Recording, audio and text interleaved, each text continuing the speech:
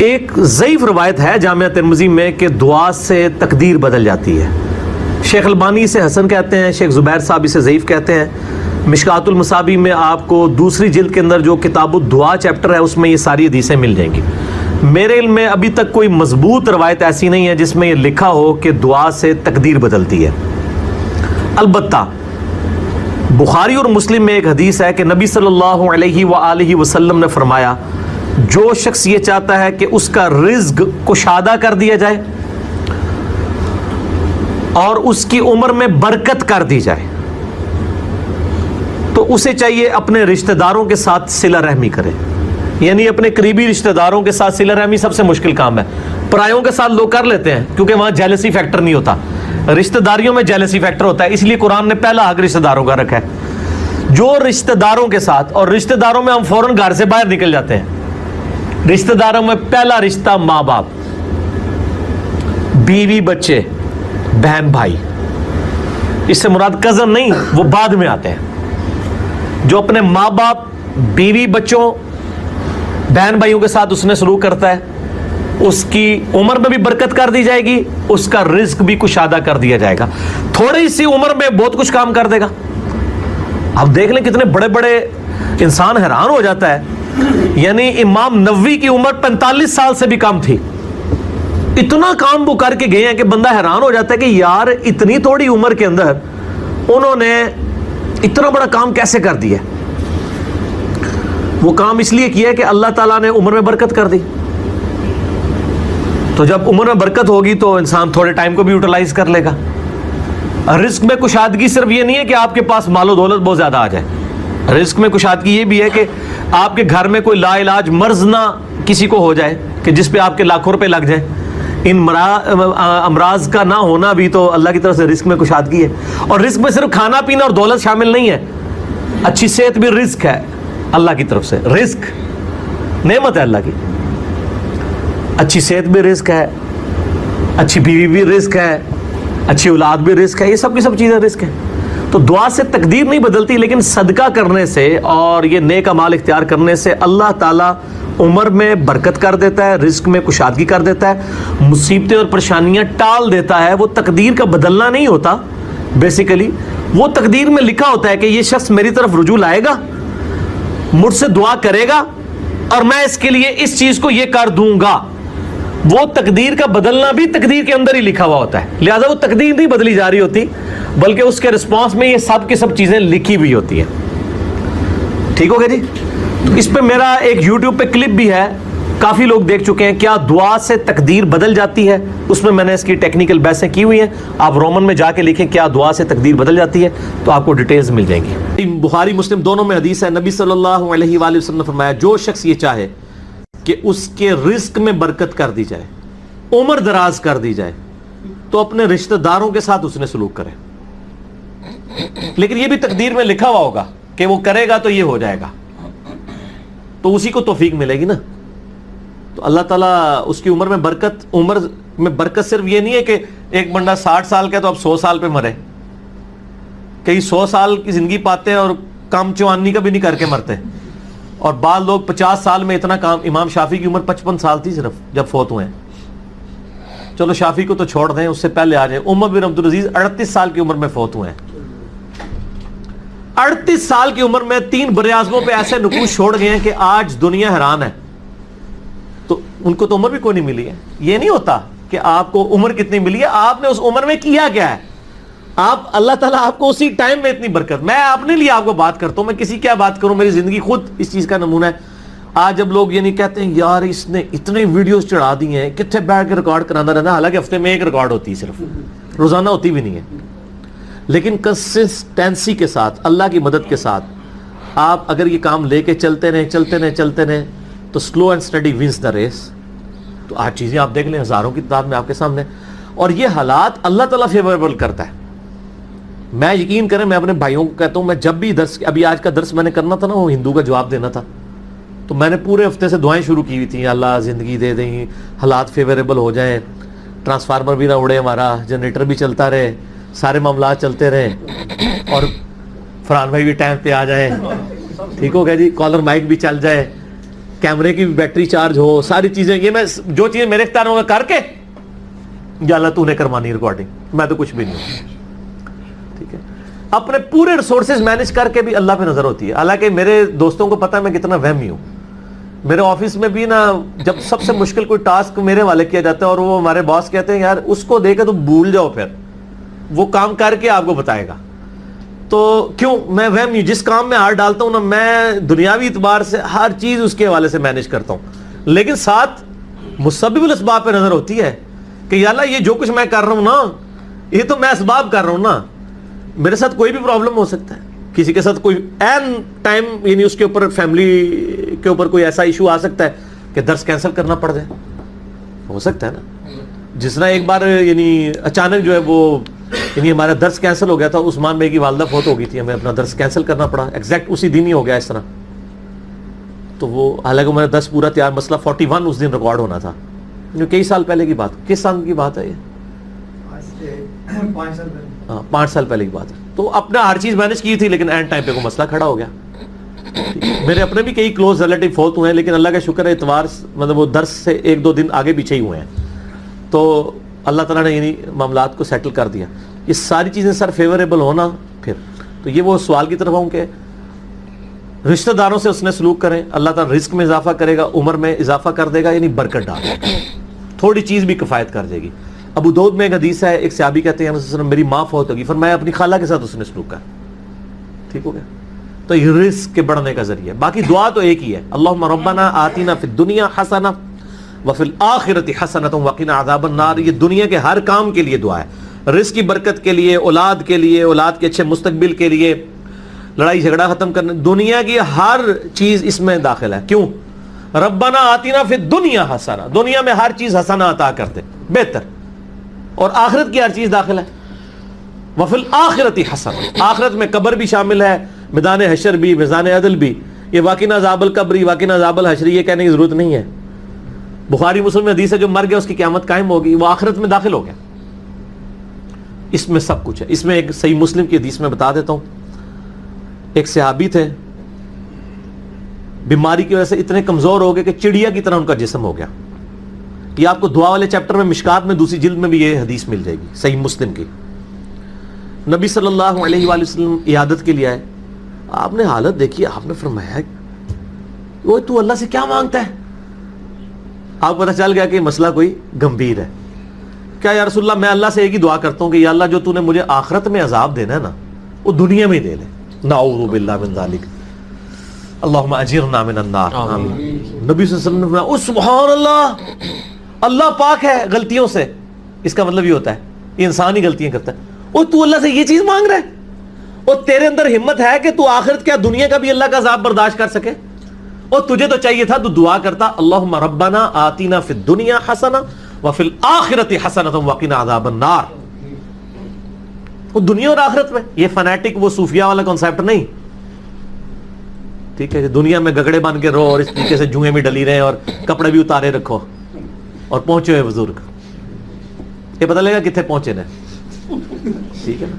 تو وہ صحابہ کہتے ہیں جب انہوں نے یہ دعا کی نا تو چند ہی دنوں میں وہ اس طرح صحیح ہو گیا جیسے مردہ زندہ ہو جاتا ہے, اس دعا کرنے کی برکت سے. دنیا کی ہر بھلائی, کیوں بندہ نے پیپروں میں پاس ہونا یہ دعا کرے, لیکن صرف دعا نہیں, کوشش بھی کرے گا, کوشش کے بعد دعا کرے, دونوں چیزیں پیرلل میں. کوئی شخص اپنے اوپر خود تقدیر غالب کروا دے نا, پھر دعا کچھ نہیں کرتی ہے. یعنی ایک بندہ کہے کہ میں بسم اللہ پڑھ کے ساکٹ میں 2 انگلیاں ڈال دوں, نہیں, وہ آپ نے اپنے اوپر تقدیر خود غالب کرا لی ہے. آپ کہ نہیں میں بسم اللہ الذی لا یضر دعا پڑھ لوں اور جا کے میں جناب کوبرا سانپ کے آگے ہاتھ ایسے کر دوں تو سر وڑ لے گا, تو ہم چھڑے گا نہیں, کیونکہ آپ نے خود اپنے اوپر تقدیر غالب کروائی نا. جب آپ اپنے اوپر خود تقدیر غالب کرواتے ہیں, آپ بسم اللہ الذی لا یضر پڑھ کے, یہ تو نہیں کہ اسٹیئرنگ سے ہاتھ اٹھا لیں اور آنکھیں بند کر لیں تو جا کے ٹھوکیں گے سیدھے. جب کوئی شخص خود تقدیر غالب کرواتا ہے پھر دعا کچھ نہیں کرتی. اس کو دعا ہے تدبیر کے ساتھ, کیونکہ اس طرح دنیا کا نظام نہیں چل سکتا تھا نا. تو یہ ان دعاؤں کا یہ ہوگا کہ جو ناگہان, اسی لیے آپ دیکھیں حدیث کے الفاظ کیا ہیں کہ ناگہانی آفت, خود لائی ہوئی آفت نہیں, ناگہانی آفت. آپ جا کے سانپ کے بل میں جا کے ہاتھ کو سیڑ دیں اور آپ کے میں نے پڑھا اعوذ بکلمات اللہ التامات من شر ما خلق, کچھ بھی نہیں ہونا، کیونکہ آپ نے اس دعا کی خود وائلیشن کر دی ہے. ناگہانی آفت ٹلے گی اس سے، ٹھیک ہو گیا. اور جو آپ اپنے اوپر خود طاری کریں گے وہ نہیں ٹلنے کی، وہ اس طریقے سے نہیں ٹلے گی. اس لیے یعنی یہ دعائیں وغیرہ پڑھیں، اس کے بعد تدبیر بھی کیا کریں. ویسے ہم باقی معاملات میں کرتے ہیں، کسی شخص نے صرف دعا پڑھ کے اپنا پیٹ نہیں بھرا، نہ پیاس بجھائی ہے، ہمیشہ کھانا بھی کھاتے ہیں، پانی بھی پیتے ہیں. ان عرب سے کہا جا رہا ہے اگر تمہارے پاس علم نہیں ہے تو جیوز اور کرسچنز کے علماء جن کے پاس الہامی کتابوں کا علم ہے ان سے پوچھ لو کہ نبی علیہ السلام سے پہلے بھی جو پیغمبر آئے وہ انسان ہی ہوا کرتے تھے. تمہارا یہ اعتراض کرنا کہ یہ ہماری طرح کا انسان ہے، تو اگلے انبیاء بھی انسان ہی ہوا کرتے تھے اور مرد ہوا کرتے تھے. عورتوں میں کوئی پیغمبر نہیں آیا، انسانوں کی سپیشیز سے ہی پیغمبر آئے. ظاہر ہے عورتیں اس کام کے لیے سوٹیبل بھی نہیں، اس کے لیے ایکسٹروورٹ بندہ چاہیے اور پھر وہ ایسا ڈائنامک ہو کہ ہر وقت اویلیبل ہو. عورتوں کے ساتھ تو اللہ تعالیٰ نے کئی ایک بشری کمزوریاں لگائی ہیں. مہینے میں 6-7 دن ان پر ایسا وقت آتا ہے کہ وہ نماز بھی نہیں پڑھ سکتی. اللہ تعالیٰ کی طرف سے ایک ان کے لیے ریلیکسیشن ہے اور وہ مسجد میں بھی نہیں جا سکتی. اب پیغمبر نے تو امت کو لیڈ کرنا ہوتا ہے، یہ تو ہو ہی نہیں سکتا کہ پیغمبر جو ہے وہ عورت ہو اور وہ 7 دن کی چھٹی کرے، پلس پھر اس کو مردوں سے پردہ کرنا پڑے گا اور کئی ایک کمپلیکیشنز آ جائیں گی. اس لیے اللہ تعالیٰ نے پیغمبر مرد بنائے. ہاں پیغمبروں کی مائیں عورتیں ضرور تھیں، ان کی رسپیکٹ اپنی جگہ، اللہ نے ان کی تعریف بھی کی ہے، موسیٰ علیہ السلام کی والدہ کی، عیسیٰ علیہ السلام کی والدہ کی، لیکن پیغمبر مرد ہی ہوں گے اور انسانوں کی اسپیشی سے ہوں گے. اگر تمہیں علم نہیں ہے تو اہل علم سے پوچھو. رسول اللہ کے اوپر یہ بہتان لگانا کہ چونکہ یہ انسان ہے لہذا انسان ہے تو جھوٹ بول رہے ہیں، انہیں خواب بھی آتے ہیں پریشان، یہ شاعر ہیں، اگلے لوگوں کی کہانیاں بیان کرتے ہیں، تو یہ غلط ہے. انسان ضرور ہے اور وہ اس لیے کہ تم انسان ہو اور انسان انسانوں کو فالو کر سکتے ہیں. آئیڈیل انسانوں کے لیے انسانوں میں سے ہی ہو سکتا ہے، لیکن مرتبے کا جو معاملہ ہے اللہ کے ساتھ جو ان کا تعلق ہے اس میں کوئی انسان کے برابر نہیں ہو سکتا. وہی کا آنا ہی بہت بڑا ڈفرنس ہے. تو اگلے انبیاء کے ماننے والوں کے پاس کتاب کا علم ہے، ان سے پوچھ لو اگر تمہارے پاس علم نہیں ہے. اب یہ مشہور آیت کا حصہ ہے جو اکثر لوگ پیش کرتے ہیں، فَاسْأَلُوا أَهْلَ الذِّكْرِ إِن كُنتُمْ لَا تَعْلَمُونَ، اور پھر تختہ مشق مجھے بنانا شروع کر دیتے ہیں. کہتے ہیں جی دیکھیں جی انجینئر صاحب سے آپ کی پوچھتے ہیں، اہل ذکر سے پوچھیں. اور بھائی انجینئر صاحب بھی اہل ذکر سے ہی پوچھتے ہیں. میں نے قرآن کا ترجمہ لکھ کر آپ کے حوالے نہیں کیا، ہم آپ کو آپ کے مولویوں کا ترجمہ پڑھنے کا کہتے ہیں، لیکن آپ کے مولوی اگر اپنا ترجمہ لکھ کے اس پہ عمل نہیں کر رہے تو آپ ان سے جا کے پوچھیں. اور ترجمے کی حد تک تو ٹھیک ہے، تفسیر میں 1000 کے قریب آیات قرآن پاک کی سائنٹیفک فیکٹس اور فزیکل فینومینا آف نیچر کے اوپر ہیں، اور مولوی کو تو سائنس کی الف بے بھی نہیں آتی. مولوی تو آپ کو بتا رہے ہیں زمین ساکن ہے اور اس کو قرآن سے ثابت کر رہے ہیں، یعنی قرآن کو جھوٹا ثابت کرنے کی کوشش کر رہے ہیں.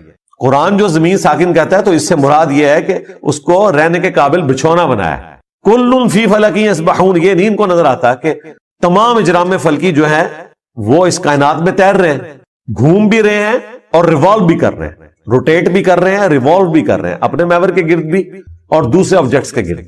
اب تو کہکشاؤں کا بھی پتہ چلا کہ وہ بھی پوری کہکشائیں بھی گھوم رہی ہیں، وہ بھی اپنی ٹریولنگ کے اوپر ہیں. تو ہمارے علماء کا تو یہ حال ہے. تو اہل ذکر اس فیلڈ کے ایکسپرٹ ہوں گے. اگر ایمبریولوجی کا کوئی مسئلہ آئے گا تو آپ اس فیلڈ کے بندے سے پوچھیں گے، جیولوجی کا مسئلہ آئے گا اس فیلڈ کے بندے سے پوچھیں گے. تو اہل ذکر سے مراد علماء نہیں ہے، اس فیلڈ کے ایکسپرٹ ہیں. ایون علماء بھی ان سے ہی سیکھ کر آپ کو بیان کر رہے ہوتے ہیں. سورج گرہن اور چاند گرہن کا قرآن و سنت میں تو صرف ذکر ملتا ہے، اس کی ریزن تو نہیں بتائی گئی. یہ تو سائنس نے ہمیں بتایا نا کہ جب چاند سورج اور زمین کے درمیان آ جاتا ہے اور سورج کی روشنی زمین تک نہیں پہنچتی تو سورج کو گرہن لگ جاتا ہے. یہ قرآن و سنت میں تو نہیں لکھا ہوا تھا، وہ تو نشانی کے طور پر بیان ہوا ہے. اب یہ بات جب ہم بیان کرتے ہیں تو سائنٹسٹ کی ڈسکوری ہے، انہوں نے ہر چیز فلما کے بھی بتا دی، اور اس کے بعد جتنا کچھ ہوا وہ تو ایک الگ سے ٹاپک ہے. کس طریقے سے آئنسٹائن نے اپنی آفس کی چیئر پہ بیٹھ کے جو میتھمیٹیکل ایکویشنز ڈرائیو کی، آج 100 سال کے بعد فزیکلی ہمیں وہ چیزیں پتہ چل رہی ہیں جو اس بندے نے اس وقت کائنات میں اللہ تعالیٰ کی ہینڈ رائٹنگ یعنی میتھمیٹکس کے ذریعے کیا کچھ دریافت کر لیا تھا، دیکھا نہیں تھا، پریڈکٹ کر دیا تھا کہ ایسا ہوگا. تو یہ اللہ تعالیٰ نے اپنا علم اپنے بندوں کو سکھایا ہے. تو اہل ذکر فزکس کی فیلڈ کے اندر آئنسٹائن، نیوٹن، یہ لوگ ہیں، اسٹیفن ہاکنگ، یہ لوگ ہیں. وہاں کوئی مفتی اعظم سعودیہ یا مفتی اعظم پاکستان تو نہیں ہوگا. تو اہل ذکر ہر جگہ موجود ہے. اس میں پھر وہ اپنے اماموں کو بھی داخل کرنا شروع کر دیتے ہیں. کہ جی اماموں سے پوچھیں گے. جائیں جی پوچھ لیں, اماموں کو واٹس ایپ کریں اور ان سے پوچھیں کہ ویڈیو کیمرہ حلال ہے یا حرام. تو امام تو پہلے آپ سے پوچھیں گے کہ ویڈیو کیمرہ ہوتا کیا ہے, انہیں تو یہ پہلے بتانا پڑے گا.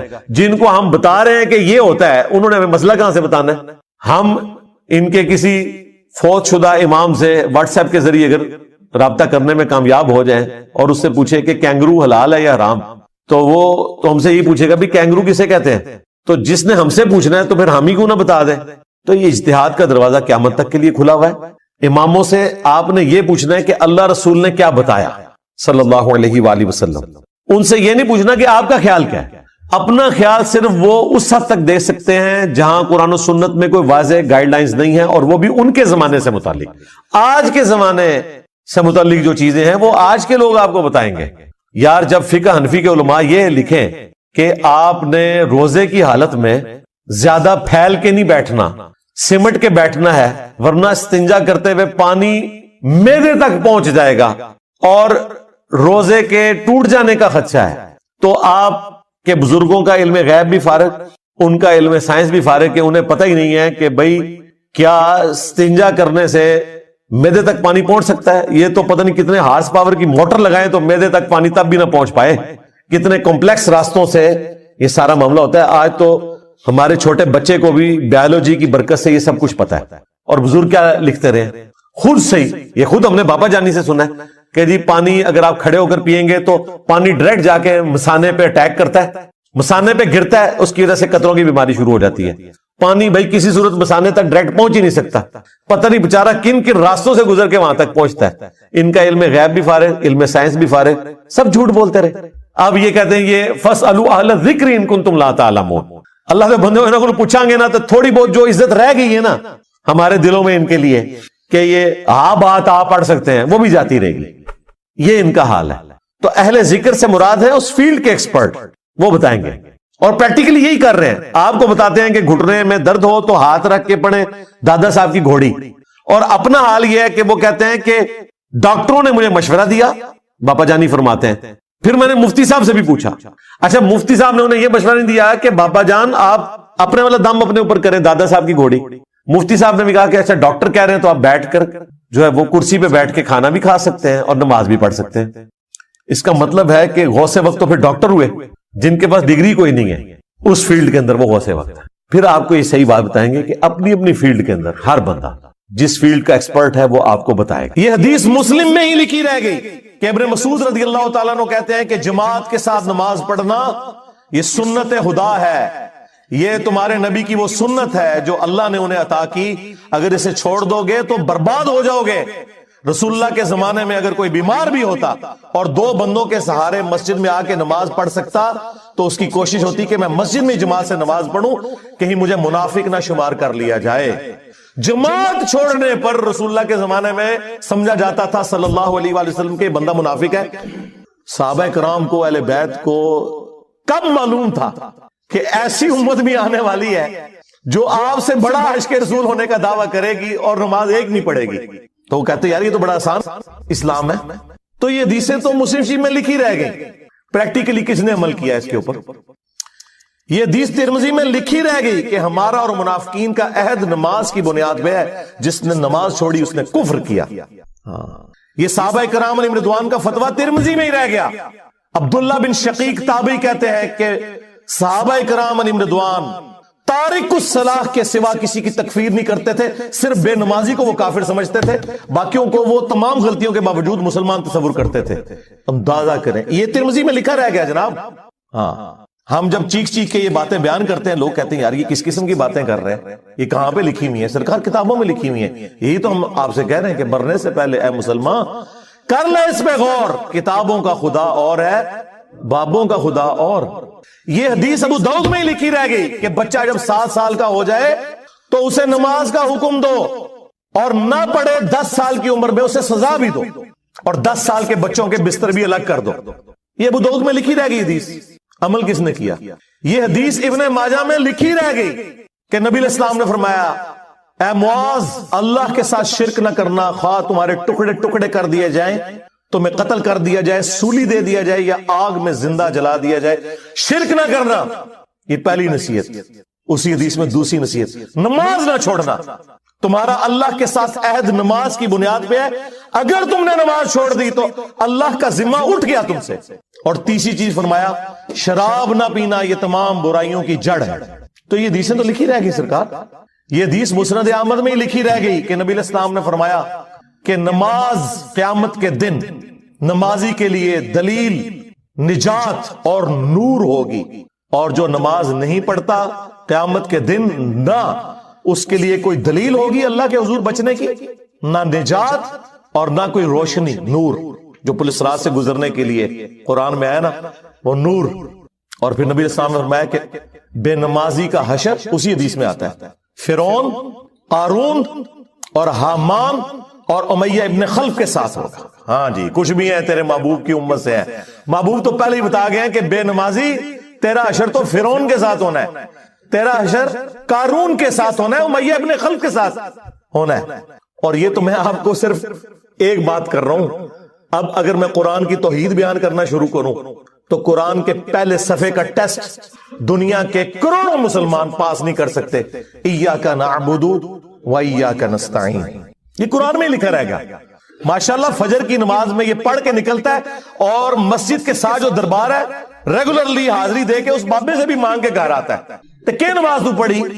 تو مسلمان ہے، تیری ہر نماز کی ہر رکعت میں تو یہ نہ پڑھے تیری نماز ہی نہیں ہوتی. ایاک نعبد و ایاک نستعین، اے اللہ عبادت بھی تیری کریں گے، دعا بھی تجھی سے مانگیں گے، مدد بھی تجھی سے مانگیں گے. یہاں مدد مانا دعا کے، لیکن یہاں مولویوں نے پھر پٹی پڑھا دی. ان کا نہیں جی نہیں جی امی سے روٹی نہ مانگے. اندازہ کریں قرآن کا مذاق اڑا رہے ہیں، حالانکہ انہیں پتہ ہے کہ قرآن میں یہ آیت موجود ہے وَتَعَاوَنُوا عَلَى الْبِرِّ وَالتَّقْوَى وَلَا تَعَاوَنُوا عَلَى الْإِثْمِ وَالْعُدْوَانِ. نیکی اور پرہیزگاری کے کاموں میں ایک دوسرے کی مدد کرو اور برائی میں الگ رہو. قرآن نے بتایا ہے کہ اللہ نے دنیا کو اسباب کے ساتھ جوڑا ہوا ہے. یہاں ایاک نستعین میں دعا کے اعتبار سے بتایا جا رہا تھا کہ غیر اللہ سے نہیں کرنی. ظاہری اسباب کا تو قرآن میں حکم ہے، لیکن دیکھ لیں. اور پھر جس شان سے اللہ تعالیٰ نے سورۃ النمل میں ذکر کیا، حیران کن بات آپ کو بتاؤں، اہل تشیع کے ہاں صبح و شام کی دعاؤں میں سنت اذکار میں سورۃ النمل کی آیت نمبر 62 پڑھی جاتی ہے. ترجمہ نہیں کبھی کسی نے پڑھا. اور ہمارے جن اسٹوڈنٹس نے پڑھا جو شیعہ مکتب سے تعلق رکھتے تھے، کیونکہ میں نے اس آیت کو اتنی دفعہ کوٹ کیا، انہوں نے کہا ہم تو یہ صبح شام پڑھتے ہیں، ترجمہ پڑھا تو انہوں نے کہا یار یہ آیت پڑھ کے بھی سب سے زیادہ شرک ہم کر رہے تھے. کیونکہ اس آیت کے اندر کیا لکھا ہے؟ امن یجیب المضطر اذا دعا، بھلا بتاؤ کون ہے جو تکلیف میں گھرے ہوئے شخص کی فریاد کو سنتا ہے، وَيَكْشِفُ السُّوءَ، اور اس سے اس کی برائی کو تکلیف کو دور کر دیتا ہے، وَيَجْعَلُكُمْ خُلَفَاءَ الْأَرْضِ، اور تمہیں اگلوں کا خلیفہ کرتا ہے زمین پر، تمہارے ماں باپ کے مرنے کے بعد تم، تمہارے مرنے کے بعد تمہاری اولاد کو. أَإِلَٰهٌ مَّعَ اللَّهِ، کیا اللہ کے ساتھ کوئی اور معبود بھی ہے؟ قلیلا ما تذکرون، لیکن بہت کم ہی تم نصیحت حاصل کرتے ہو. بالکل صدق اللہ العظیم، بہت کم لوگوں نے نصیحت حاصل کی. اس آیت میں کلیئر کٹ لکھا ہے کہ جو اللہ کے سوا کسی اور سے دعا کرتا ہے گویا وہ اسے خدا بنائے ہوئے ہے. یا علی مدد کا مطلب سادہ نہیں ہے، اس کا مطلب ہے کہ آپ نے مولا علی کو اللہ کے مقابلے پر خدا تصور کر لیا. نہیں جی ہم تو انہیں اللہ کا بندہ مانتے ہیں. نہیں جناب، قرآن تو یہ کہتا ہے کہ اللہ کا بندہ مان کے یا بغیر بندہ مان کے. جب تمہارا یہ عقیدہ ہے کہ اللہ کے سوا کوئی تمہاری تکلیف دور کر سکتا ہے، جی پیچھے اللہ ہی ہے. اچھا اللہ پیچھے رکھنا اس نے؟ یہ دیکھیں حدیث میں لکھا ہوا نماز کا طریقہ. اور نہیں جی ہمارے امام صاحب نے بھی تو وہی کچھ بتایا نا، پیچھے تھے اتنے بھی نبی علیہ السلام نے. نبی علیہ السلام پیچھے رکھنے کے لیے، میرے نبی صاحب ہے ہی کوئی نہیں، تیرے بابے تھے شے ہی کوئی نہیں. اللہ پیچھے، رسول پیچھے، آگے تمہارے بابے. عزتیں اویل کی ہیں تم نے اللہ اور اس کے رسول کے نام کے اوپر، چندے کھائے ہیں تم نے رسول اللہ کے نام کے اوپر صلی اللہ علیہ وآلہ وسلم. سواریاں سوار کی ہیں تم نے مکے اور مدینے کے نام کے اوپر، اور غداری کی ہے اپنے دین کے ساتھ. ممبروں پہ چڑھ کے کہتے ہو قرآن و حدیث ڈائریکٹ نہ پڑھنا گمراہ ہو جاؤ گے. واہ، یہ کوئی یہودی یا نصرانی آ کے بات کرے ہم منہ توڑ دیں. جس طرح آج آگ لگانے کے اوپر قرآن کو ہمیں کتنا غصہ چڑھا ہوا ہے. تیرا مفتی ہر جمعے کو کھڑا ہو کے کہ قرآن اور بخاری ڈائریکٹ نہ پڑھنا گمراہ ہو جاؤ گے. آگ تو یہ لگا رہا ہے، وہ آگ تو ایک دن تھی، اس سے کوئی فرق نہیں پڑا. قرآن کے ملینز آف کاپیز دنیا میں موجود ہیں، मिलियंस ऑफ हाफिज कुरान है, कुरान को कोई आग नहीं लगा सकता, दुनिया से खत्म नहीं कर सकता। असल जो चोर छुपा हुआ है ना, वो तेरे अंदर छुपा हुआ है। जो ये उलमा है, शयातीन, जिन्नात और इंसानों में से शयातीन, जो तुम्हें ये कह रहे हैं कुरान डायरेक्ट ना पढ़ना गुमराह हो जाओगे, और तुम कहते हो मुफ्ती साहब ने फरमा दिया। सुभान अल्लाह। दुनिया में अगर कोई मुफ्ती साहब लंबी दाढ़ी और पगड़ी और हाथ में तस्बीह के साथ आपको कोई 2 नंबर चीज दे दे, आप एक इस्त्री खरीदने के लिए जाए अपने कपड़े करने के लिए, और उस पे जाली मोहर लगा के वो बंदा आपको वो इस्त्री दे दे, और आपको बाद में पता चल जाए इसने धोखा किया है, तो आप क्या कहेंगे? मुफ्ती साहब ने फरमा दिया इस्त्री शरीफ। आप गुस्से में भरे हुए जाएंगे और कहेंगे कि तू दाढ़ी रख के बेईमानियां कर रहा है, कहेंगे ना। तो ये दाढ़ी वाले जो मौलवी मेंबरों पे चढ़े हुए झूठ सिखा रहे हैं आपको, इनको कभी आपने कहा? नहीं। आप फर्क देख लें, जहां आपकी दुनिया का नुकसान होता है ना आपको मुफ्ती की दाढ़ी नजर आती है। हो सकता है आप जाके आग लगा दें उसकी दाढ़ी कोई, लेकिन जहां आपका दीन का नुकसान हो रहा है, आप कहते हैं मुफ्ती साहब ने फरमा दिया। वहां लाख चीखते रहे कि यार ये मुफ्ती साहब आपको अपने बाबों का दीन बता रहे हैं, किताबों में दीन कुछ और लिखा हुआ है, टस से मस नहीं होते। तो ये कुरान की तौहीद का टेस्ट नहीं थे पास कर रहे हैं। एक जाहिल से जाहिल मुसलमान को भी ये बात समझ आनी चाहिए कि बारिश कौन बरसाता है? अल्लाह। ड्यूटी किसकी है? फरिश्तों की। क्या हम बारिश फरिश्तों से मांगेंगे या अल्लाह से? तो बात खत्म हो गई। जी ड्यूटियां लाइया ने जी बाबे दिया, और छड़ दो ड्यूटियां लाइया ने। किधर मर गए हो बाबे कि आज हजारों एकड़ के ऊपर यूट्यूब की जो हार्ड डिस्क रखी हुई है, उनके ऊपर रसूलुल्लाह के खिलाफ गुस्ताखाना वीडियोस रखी हुई है। बाबा किधर मर गए? निगाह मार के क्यों नहीं डिलीट करवाते? ओए बाबा जी कहा करते थे ना जी उम्मत मर जाए, इमाम मालिक फरमाते ने कि हुजूर दी गुस्ताखियां हो रही ने और उम्मत जिंदा है, बदला नहीं लेंदी। इमाम मालिक फरमाते थे फिर उम्मत जिंदा क्यों है? फिर मर जाए सारी, फिर मर जाए सारी। पूरी आलम इस्लाम इस वक्त या तो मर जाए, या तो मर जाए सारा आलम इस्लाम, या फिर हुजूर की इज्जत पर पैरा दे। बस 2 बातों में से एक बात है, बस या सारा इकट्ठा होकर मर जाए तो या फिर फ्रांस को जवाब दे। मैंने कहा था बाबा जी रुक जाओ, सबर करो, तो आडे उत्ते कोई और शय अल्लाह ने छड़ दी है। उम्मत बाद ही मरे, पहले तेरे बाबे क्यों नहीं मर जाते? बाबिया जिन्हां दी ड्यूटियां सन, गौस कुतुब अब्दाल, उन्होंने अपने नबी का कलमा नहीं पढ़ा हुआ, वो किधर मर गए? जो कल तक अपने मुरीदों को यूं देख के तो जला के राख कर देते थे, आज इतने बेगैरत हो गए कि वो यूट्यूब से वीडियोस नहीं डिलीट कर सक रहे। ले जाओ अपने बाबे, तो किसी काम में नहीं निकले, पहले वो मरन ना। उम्मत तो बेचारी कुछ कर नहीं सकती, बाबों के पास तो इतने राइट्स हैं। ओ बाबा लबो जिहदी ड्यूटी है उत्थे, जिथे हार्ड डिस्क पई ने उत्थे जिस गोस दी ड्यूटी है उन्होंने लबो जरा, उस ते मैं 295 सी लवावांगा। उम्मत मर जाए, तेरे बाबे ना मर जाए, उम्मत मर जाए। उम्मत नूं ते तुसीं मिसगाइड कीता है, शिरक में डबो दिया। ओ जी लाहौर 1000 साल तू बाबा बैठे है ते पाल रहा लोगों नूं, छड्ड दे। आज चंदे बंद कर देना गवर्नमेंट, कुत्ते फिरनगे दरबारां उत्ते तुहाडे, सफाई करने वाला कोई नहीं होगा। बंद कराओ आज चंदे, बाबा पाल रहा है। तुहाडे चंदे ते पलदे ने ते तुसीं कहदे बाबा पाल रहा है। शर्म की कोई इंतहा होती है। ये लोग बात करते हैं कि कुरान जल गया तो पूरे मुल्क के अंदर हंगामे खड़े किए हुए। कुरान तुम लोगों ने जलाया है शिर्क फैला के। वैसे तो कहते हो हम सुन्नी हैं। सुन्नी वो होगा जो बुखारी मुस्लिम के तरीके के मुताबिक जो रसूलुल्लाह के अहादीस नकल हुई है सल्लल्लाहु अलैहि वसल्लम, रुकू में जाते वक्त और रुकू से उठते वक्त रफुल यदैन करेगा। या सुन्नी वो होगा जो अपनी पब्लिक को ये झूठ मशहूर करेगा कि जी बगले बुत रख के आंदे सन तां रफा यदैन होता सी।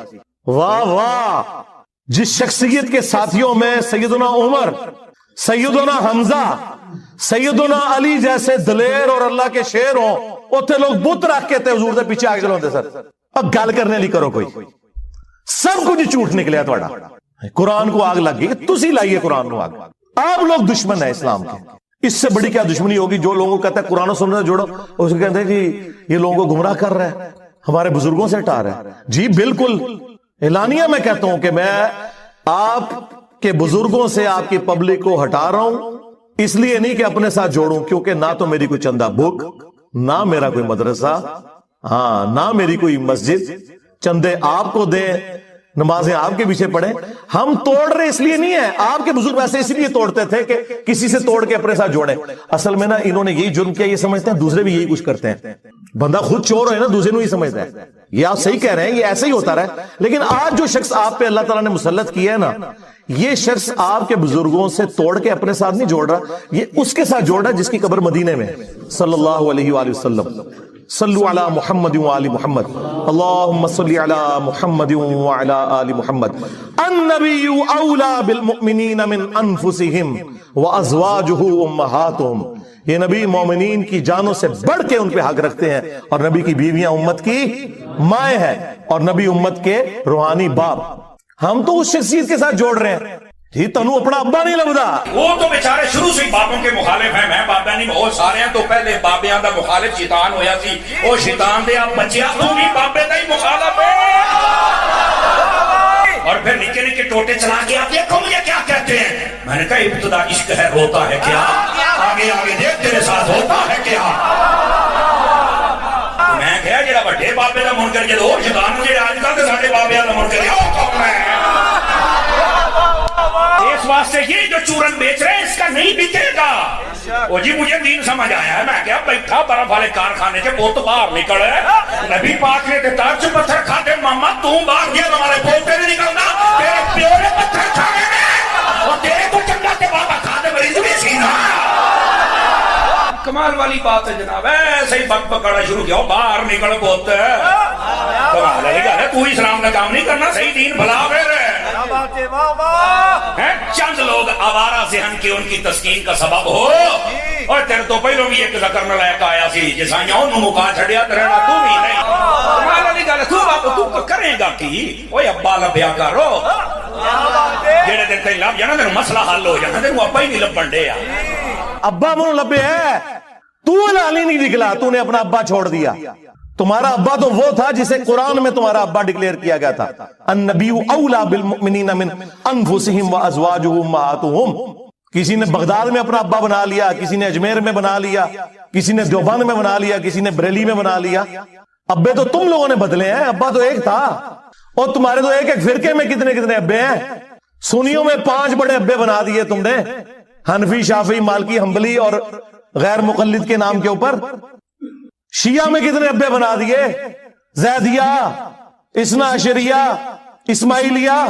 پھر سنیوں کے حنفیوں کے اندر کتنے ابے بنا دیے، بریلویہ، دیوبندیہ، حیاتیہ، مماتیہ. ابے تو تواڑے نہیں پہ اتنے ابے نے تواڑے کے گنے نہیں جاندے. ابا ہی کسی ابا لب لے آیا سی.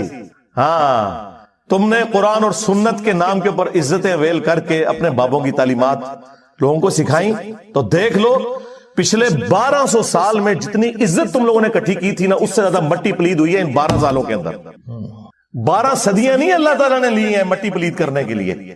12 سالوں کے اندر آج تمہارے بابوں کی میمز بن رہی ہیں. ہاں کارٹون بن رہے ہیں، چھوٹے چھوٹے بچے مذاق اڑا رہے ہیں. وہ بچے جن کے ابے یہ واقعات سن کے سبحان اللہ کہا کرتے تھے، اور بچے مذاق اڑا رہے ہیں. تو دیکھ لو یہ ذلت اور رسوائی، یہ ہر عروج کو زوال آتا ہے. یہ اللہ کی سنت ہے کہ 300 سال کی فرعونوں کی حکومت ایک ایسے شخص سے گرا دی کہ جس کی زبان میں بھی لکنت تھی، جس کی پرورش بھی اسی گھر میں ہوئی تھی. کون؟ موسیٰ بن عمران علیہ السلام. تو یہ اللہ تعالیٰ نے چننا ہوتا ہے کہ کس کے ذریعے اللہ تعالیٰ کون سا کام کروا دے. اور نہیں جی ساڑھے بزرگاں نے 90 لاکھ نو کلمہ پڑھا چھڑ دیو. کلمہ تو تانوں نہیں صحیح طریقے نال آندا، تجوید نال، نماز نہیں آتی، ترجمہ نہیں آتا. اچھا جی یہ دلیل ہے، جی دلیل ہے. تو سرکار ڈاکٹر ذاکر نائک نے اتنے ہندوؤں کو جو کلمہ پڑھایا ہے تو پھر یہ بھی بزرگ ہوئے. نہیں وہ تو ہے ہی گمراہ ہے. ہاں آیا نا داڑ تلے ہون. ہاں 90 لاکھ نو کلمہ پڑھایا.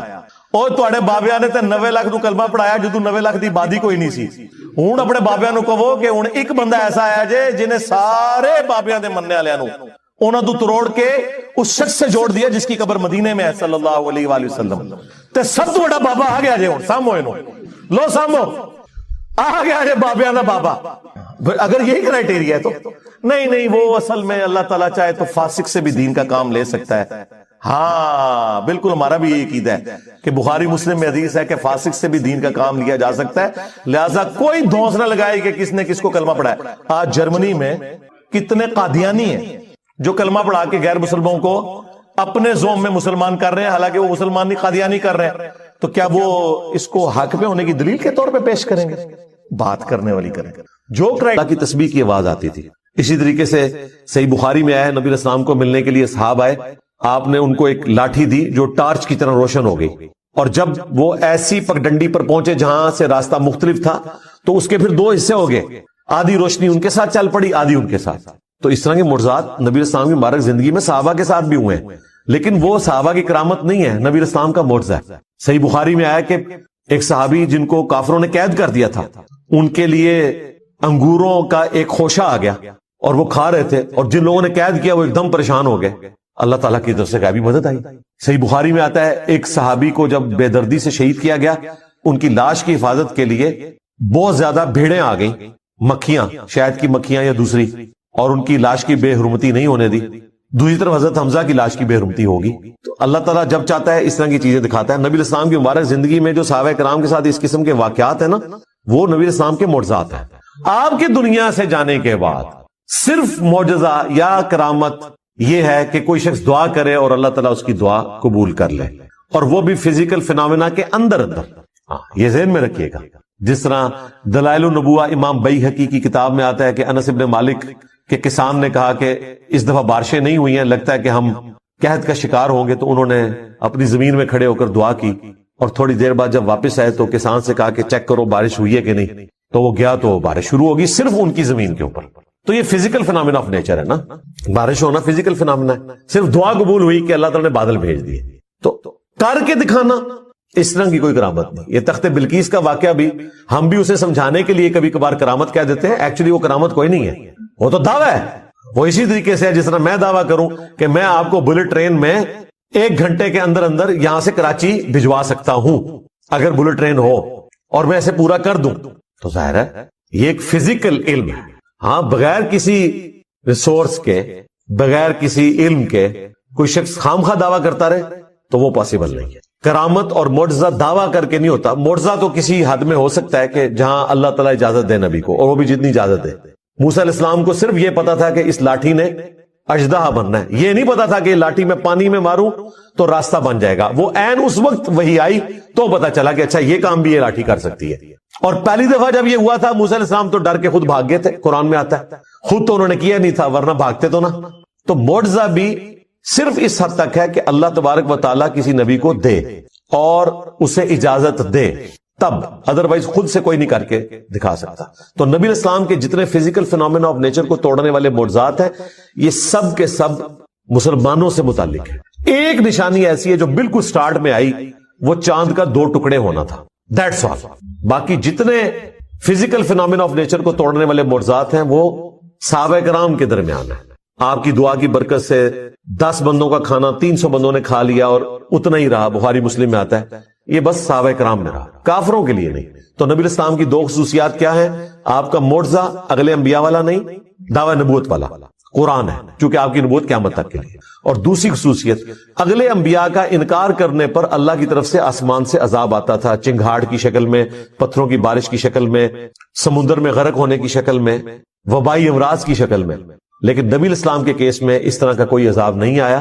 اگر آیا تو قتال کی شکل میں آیا، جو قرآن میں سورہ توبہ میں آیا کہ ہم مسلمانوں کے ہاتھوں سے ان کو عذاب دیں گے.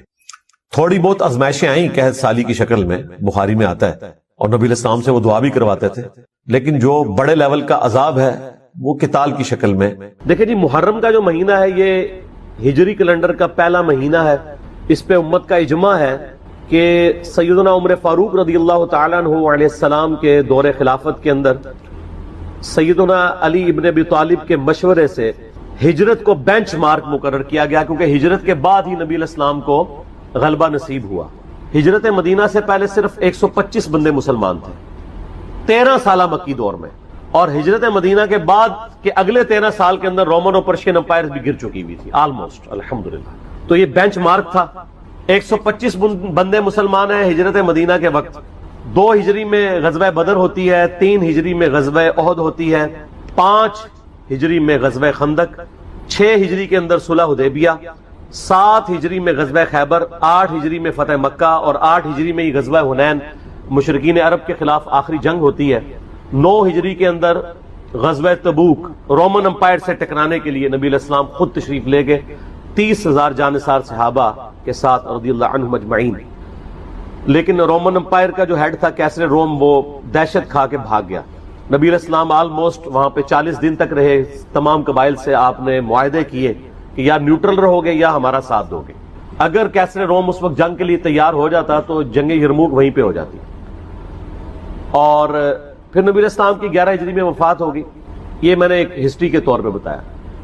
سیدنا علی کا مشورہ تھا کہ ہجرت کو ہم بینچ مارک مقرر کر کے پیرلل میں جو ہمارا لیونر کیلنڈر ہے چاند کے اعتبار سے وہ ہجری کیلنڈر سٹارٹ کیا جائے. ویسے لیونر کیلنڈر تو اسلام سے پہلے کا ہے, سولر بھی اور لیونر بھی, لیکن پھر یہ اسلام کے ساتھ ہی منسوب ہو گیا. عیسوی بھی مسلمانوں کے ہی ہیں اور ہجری بھی مسلمانوں کے ہی ہیں. سیدنا عثمان رضی اللہ تعالیٰ عنہ کا مشورہ تھا کہ محرم کو بینچ مارک کیا جائے پہلے مہینے کے اعتبار سے. نبی علیہ السلام کے مبارک دور میں, سیدنا ابوبکر کے دور میں یہ ڈیسائیڈ نہیں تھا کہ کس مہینے سے اسلامی کیلنڈر سٹارٹ ہو, تو سیدنا عثمان کا مشورہ تھا کہ محرم سے سٹارٹ ہو.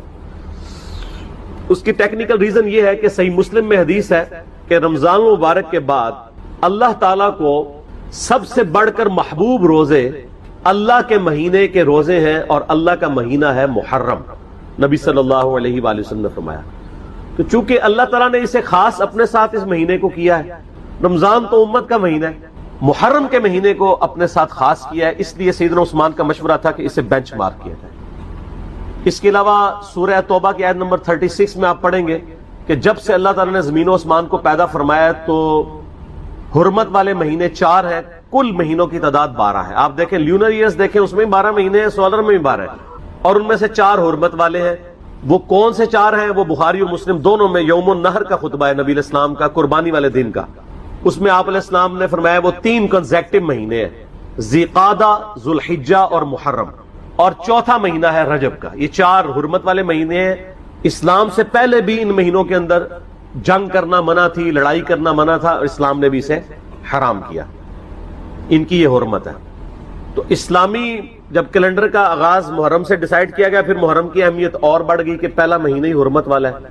اس کے علاوہ محرم کے مہینے میں ایک دن ایسا تھا, عاشورہ کا دن, جو بخاری مسلم میں آلموسٹ 50 احادیث ہے کہ جو اسلام سے قبل بھی مشرکین عرب اس دن کا روزہ رکھتے تھے, اسلام نے اسے کنٹینیو کیا. اور جب تک رمضان کے مہینے کے روزے فرض نہیں ہوئے, یہ عاشورہ کا 10 محرم کا روزہ فرض تھا. عاشورہ کا لفظ بخاری مسلم میں موجود ہے. جب یہ فرض ہو گیا تو بخاری مسلم میں آتا ہے نبی علیہ السلام نے فرمایا یہ آپشنل ہے.